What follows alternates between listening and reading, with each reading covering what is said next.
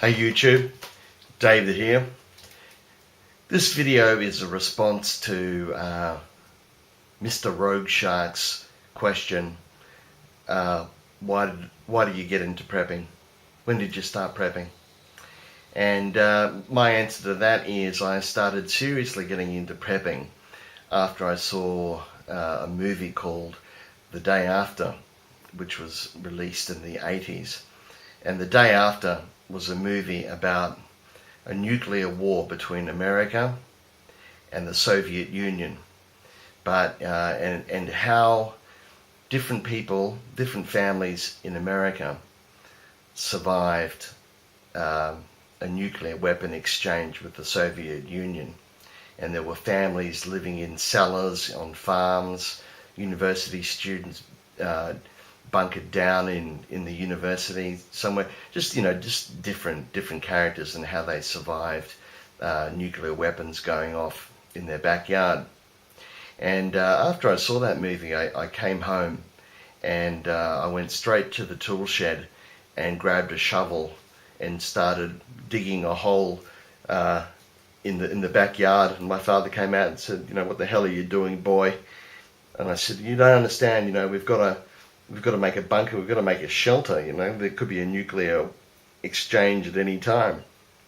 And I think he clipped me over the ear or something like that, and I filled the hole back in. But for those of you who grew up in the 80s and beforehand, during the Cold War, you know exactly what I'm talking about. The threat that there could be a nuclear war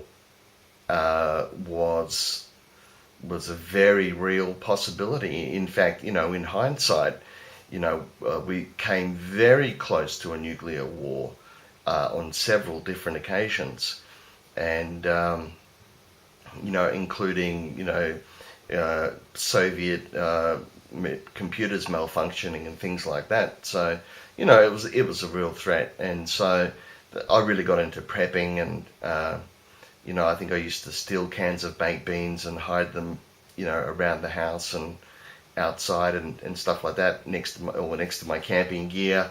I was waiting. So as a teenager, I was quite interested in survival and in prepping. And I was a Boy Scout and I was in the Air Force Cadets and did all that sort of thing. I love the outdoors and survival and things like that.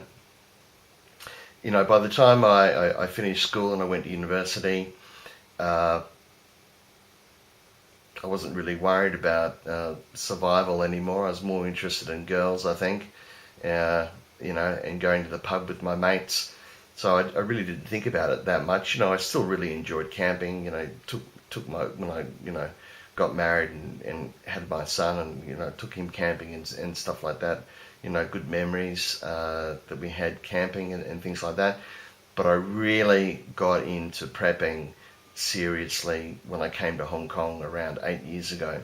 And Hong Kong had just recovered from the SARS outbreak. Hundreds of people died in the SARS outbreak. It was a novel virus that spread very, very quickly. Originated in China, but the Chinese kept their mouths shut, didn't tell anybody. It spread to Hong Kong, then went to Canada and a few other places. That they contained that outbreak. They did a wonderful job in both Hong Kong and Canada in containing SARS. And then we had a bird flu scare, and we've had a number of bird flu scares in Hong Kong, and there was panic everywhere. And to this day, just let me go back. To this day, in Hong Kong schools, every morning they take the temperature of every single student, and sometimes they take it in the afternoon. So the lessons that they learned during SARS, they take pandemic very, very seriously in Hong Kong. And they've got a right to be. So, with China and people, living with poultry, particularly ducks, wild ducks and domestic ducks getting together and exchanging viruses, it's a real threat here in Hong Kong. So we had bird flu scares, and I remember, and I've mentioned this elsewhere, I remember the Australian consulate in Hong Kong sent an email to all the Australians living in Hong Kong and said, look, don't be concerned if there is an outbreak of bird flu and it jumps to humans, to human transmission. Don't worry, the consulate's been stockpiling Tamiflu, and the RAF, the Royal Australian Air Force, is going to come and fly you all back home, and you'll live happily ever after. And about 15 minutes after that email, they sent a second one, and they must have had a real change of heart, because they said, basically, you're on your own. If there's an outbreak, you are on your own, and Australia is closing its borders, and you just remain overseas where you are until it's all over. So now, because of that, I thought, right, well, there's something that I've definitely got to do. I've got to start preparing. I've got to look after myself, because no one else is going to help me.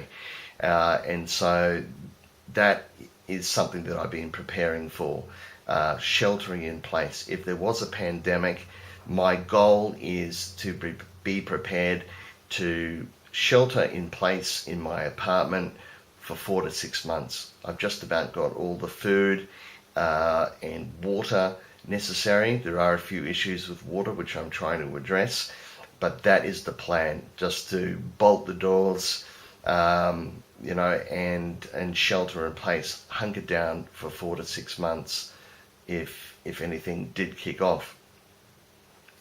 And it was reinforced when the swine flu hit, and I remember watching it on television. It was coming out of Mexico, the swine flu pandemic, and I thought, how long is that going to take before it gets to Hong Kong? And I think it was in Hong Kong within 6 to 7 days, and the first case of swine flu came in, and this particular tourist that had swine flu was put in quarantine in a local Hong Kong hospital, and then the government closed the entire hotel and put everybody that had been in the hotel in quarantine. And the only people that were allowed into the hotel were people dressed in biohazard suits and things like that. And these poor tourists were stuck in this hotel, I think, for about 2 weeks. It must have been terrifying for them. But that is just how seriously they take the threat of a pandemic. And so that's the answer to the question. Why do I prepare? When did it all start? It all started in my teens for the nuclear war, and then changed to pandemic since I moved to Hong Kong. It's certainly a real threat. There are other things that I worry about. Society is extremely fragile, and things like economic collapse are a real possibility.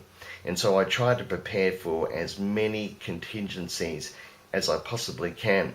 I've also got bug out bags and things like that. If I had to leave my apartment, I think for my bug out bag I might be able to live for a week or two, but that would be it after that. And so really, for me, sheltering in place is the only real alternative.